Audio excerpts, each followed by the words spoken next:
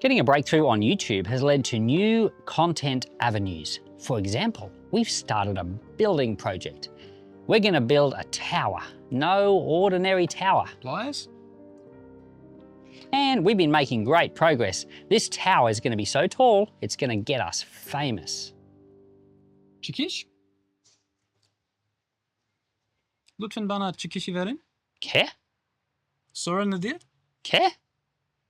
Türkçe, lütfen. No comprende. ¿Hablas español? Haven't you ever wanted to build a tower?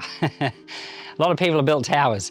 We're here in Rockhampton at the site of one of the city's towers. It's an old fire station and it's got 7 levels, and they used to climb up there and hang their hoses, and they would practice rescuing people.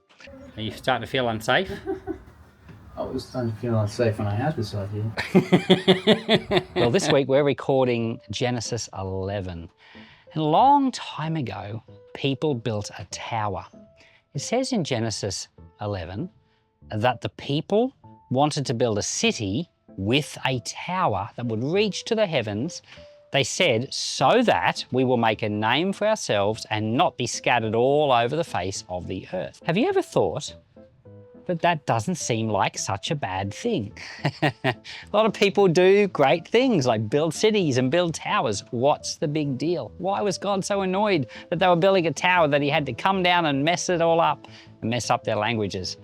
Well, as a kid, I used to think that it wasn't that big a deal either.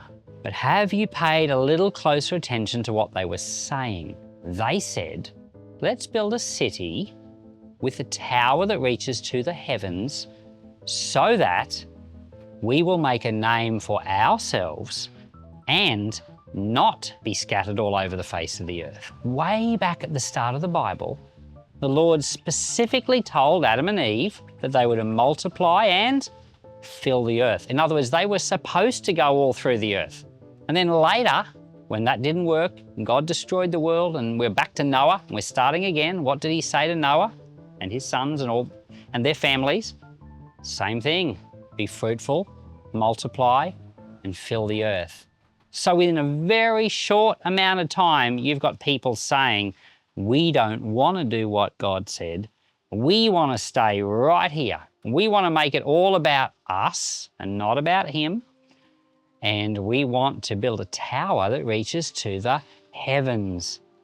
When it says heavens, think it's like a temple. And this is a spiritual thing.